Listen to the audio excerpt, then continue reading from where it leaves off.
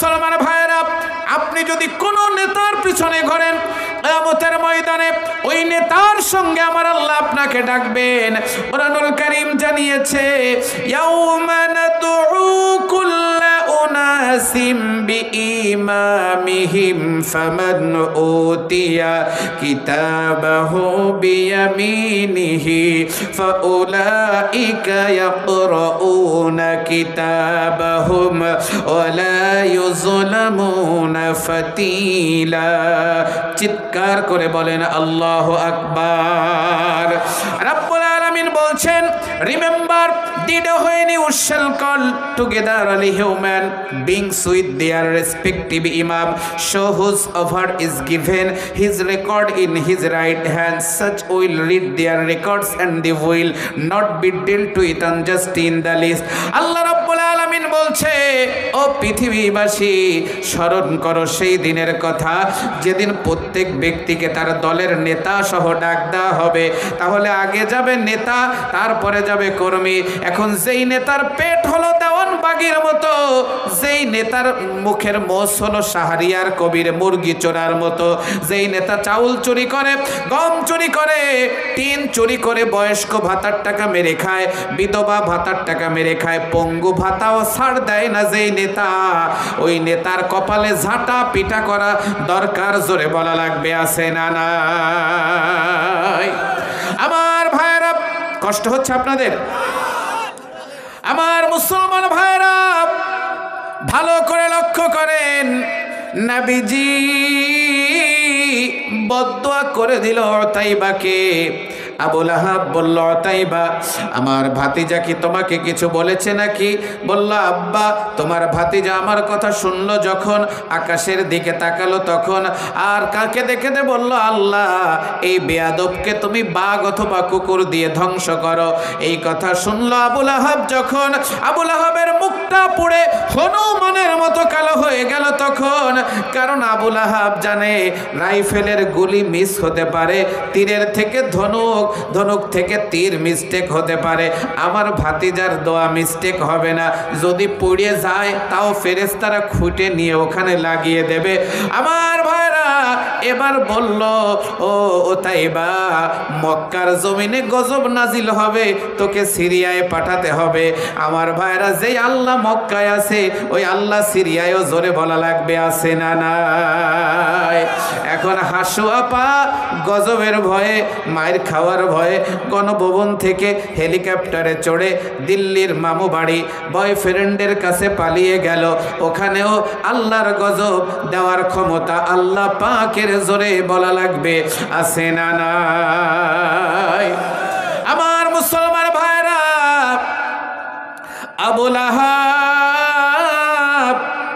উতাইবাকে নিয়ে সিরিয়ার উদ্দেশ্যে রওনা হলো। যখন সন্ধ্যা হয়ে গেল, তখন সন্ধ্যা হলো যখন, আমার ভাইরা, আবু লাহাব চতুর্দিকে বাঘের গর্জন শুনতে পেল। তখন বাঘের গর্জন শুনল যখন, উতাইবা, আবু লাহাবের কণ্ঠটা নরম হয়ে গেল। তখন উতাইবা ডাক দিয়ে বলে, বাবা গো, কণ্ঠ নরম হওয়ার কারণ কি? বলে, আব্বা, বউ কেন নরম হলো? বাঘের কণ্ঠ যেমন গরম, আমাদের কণ্ঠ তেমন নরম। কলিজার টুকরা মুসলমানেরা, ভালো করে লক্ষ্য করেন। এবার সিরিয়ায় পৌঁছে গিয়ে চতুর্দিকে উটের ব্যারিকেড দিল, বড় বড় উটগুলো এনে এভাবে উটের প্রাচীর তৈরি করলো। উটের পিঠের মালামাল গুলি নিয়ে একটা উঁচু টিলার ব্যবস্থা করলো। এবার উতাইবা ডাক দিয়ে বলে, বাবা, এই প্রাচীর দেওয়ার কারণ কি? বলে, বাঘের প্রোটেকশন। বলে, আব্বা, মোহাম্মদ মক্কায়, আমরা সিরিয়ায়। যেই মোহাম্মদ মক্কায় বসে সিরিয়ায় বাঘ পাঠাতে পারে, ওই বাঘের রাডার ফাঁকি দেওয়া আমাদের পক্ষে সম্ভব হবে না। আব্বা জান, বাঘ যখন একবার জায়গা মতো হুঙ্কার দেবে, উটের গোষ্ঠী নিজের জীবন নিয়ে পালাবে, ওরা আমাদের বাঁচানোর জন্য সামনে আসবে না। আমার ভাইরা, বাঘ যখন একটা হুঙ্কার দিল, উট দড়ি কেটে পালালো। এবার উতাইবাকে নিয়ে আবুল আহাব উপরে দাঁড়িয়ে উতাইবাকে ডাক দিয়ে বলে, বাবা টিলার উপরে উঠে আয়। বলতেছে, বাবা ওখানে উপরে গিয়ে আর লাভ হবে না, বেশি সময় মনে হয় আর উপরে থাকা যাবে না। আমরা বাবার বেটা মিলে ইসলামের যেই ক্ষতি আমরা করেছি, মাটির 14 হাত নিচে গেলেও, দিল্লি গেলেও আমাদের ছাড় হবে না। জনগণ ওখান থেকে ইন্টারপোলের মাধ্যমে এনে বাংলার শাপলা চত্বর হত্যাকাণ্ডের বিচার করবে, পিলখানা হত্যাকাণ্ডের বিচার হবে। একজন ভ্যান চালককে 56টা মামলা দিয়েছে, তার বিচার হবে। আমার ভাইয়েরা, সাতক্ষীরার মুসলমানদেরকে স্বামী আর স্ত্রী এক বিছানায় 5 বছরের ভিতরে ঘুমাতে দেয়নি, তার বিচার হবে। রাজপথে সাইদার মুক্তদের বুকে গুলি চালানো হয়েছে, তার বিচার হবে। আমার ভাইয়েরা, আমি যখন ভিডিওটা দেখলাম, যখন 2 চোখ দিয়ে দরদর করে পানি চলে আসলো, তখন ঢাকার ক্যাপিটাল সিটি রাস্তা যাত্রাবাড়ি থানার সামনে আমার ভাইরা মানুষদেরকে পাখির মতো গুলি করে মারা হলো। আমার ভাইরা, একটা পাঞ্জাবি পরা ব্যক্তি আমার ভাইরা ফ্লাইওভারের নিচ দিয়ে দৌড় মেরে পালিয়ে যাচ্ছিল, যখন তার মাথার ভিতরে গুলি করে দেওয়া হলো, তখন শাপলা চত্বরে দেখেছি বুড়া চাচা মুখের ভিতরে ছাত্রলীগের কর্মকাণ্ড এমন ছিল। আমার ভাইরা চাইনিজ রিভলভার ঢুকিয়ে গুলি করে দিল, ওই পাশ দিয়ে গুলি বাহির হয়ে গেল। আমার কলিজার টুকরা মুসলমানেরা, ও তাই বা ডাক দিয়ে বলে, বাবা আমরা বাপ বেটা মিলে যে অপকর্ম করেছি, মাটির 14 হাত নিচে গেল, জনগণ আমাদেরকে ছাড় দেবে না। বলে, পরে দেখা যাবে, আগে তুই উপরে আয়। ও তাই বাকি টান মেরে উপরে নিয়ে নিল। আমার ভাইয়েরা বুকের সঙ্গে চেপে ধরলো, কম্বল দিয়ে ঢেকে দিল। ও তাই বা বলে, বাবা কম্বলটা জড়ানোর কারণটা কি? বলে, বাঘের ভয়ে। বলতেছে, বাবা বাঘের যে হুঙ্কার, গোটা এলাকা করেছে তোড়পাড়, আব্বা বাঘের হাত থেকে আর বাঁচা হবে না, জীবনের শেষবারের মতো তোমার ছেলেটাকে তুমি দেখে নাও। আমার ভাইরা, বাঘ উপরে চলে গেল। যাওয়ার পরে কম্বলটা মাথার দিকে হালকা উঁচু করে দেখে, মাথা হলো একটা, পায়ের দিকে হালকা কম্বল উঁচু করে দেখে পা 4টা। বাঘ পড়ে গেল বেকায়দায়। বলে, আমাদের পা 4টা হবে, মানুষের পা কেন 4টা? আর পা যদি 4টাই হবে, মাথা হবে 2টা। বাঘ পড়ে গেল বেকায়দায়। বাঘ চিন্তা করলো, আহারে আমরা ওতাইবাকে খুঁজতে আসছি, এখানে তো ডিজিটাল আবুল আহাব শুয়ে আছে। আমার ভাইরা, মাথার দিকে বাঘ নাক লাগিয়ে দেখে সিগনালে মেলে না। এবার উপরের 2 পায়ে, নিচের 2 পায়ে নাক লাগিয়ে দেখে সিগনালে মেলে না, কিন্তু বাঘের ডাকে ওতাইবার ঘেরান ভেসে আসে।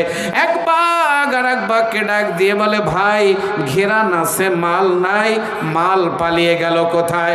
বলতেছে, মাল পালায় নাই, মাল আশেপাশে আছে, একটু খুঁজলেই মাল পাওয়া যাবে। এবার বাঘ উপরের 2 পায়ে নাক লাগিয়ে দিল।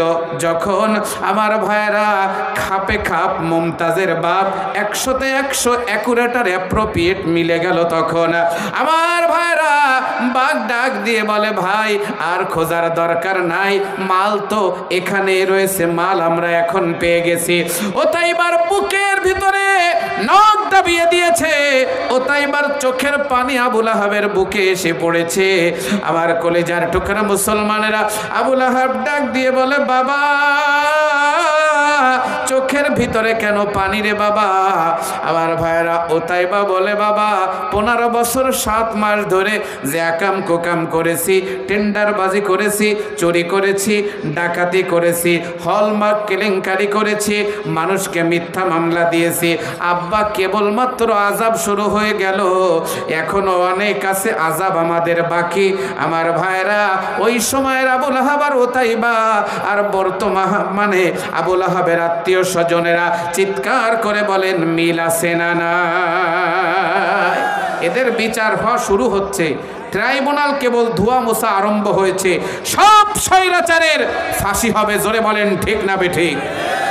আমার মুসলমান ভাইয়েরা, বাঘ জোরে যখন হাত বসাই দিয়েছে, ওতাইবা জড়িয়ে ধরেছে।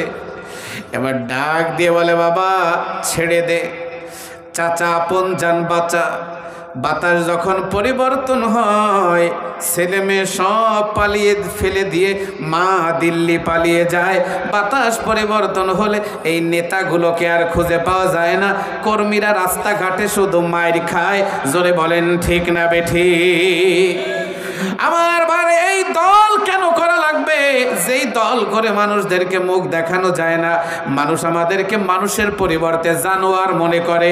ও বাংলার কলিজার মুসলমানেরা, এখনো ওই দল থেকে তওবা করে দুধ দিয়ে গোসল করে ওই দলকে ঝাঁটা মেরে বিদায় করা দরকার। জোরে বলা লাগবে, আছে না নাই? জয় বাংলা একেবারে ডিলিট করে দেওয়া লাগবে। আমার মুসলমান ভাইয়েরা, ভালো করে লক্ষ্য করেন, যেই কথাগুলি আমি আপনাদেরকে বোঝাতে চাই। বাতাস যদি পরিবর্তন হয়, নেতার খুঁজে পাওয়া যায় না। বাঘ ওতাইবাকে কামড় দিয়ে নিচে নামালো, হাত খেয়ে ফেললো, পা খেয়ে ফেললো, জিহ্বা টান মেরে ছিঁড়ে ফেললো। আমার মুসলমান ভাইরা, আল্লাহর নবীর বদদোয়াটা বাস্তবায়িত হয়ে গেল। কারণ নবীজির দোয়ার পাওয়ার চিৎকার করে বলা লাগবে, আছে না না?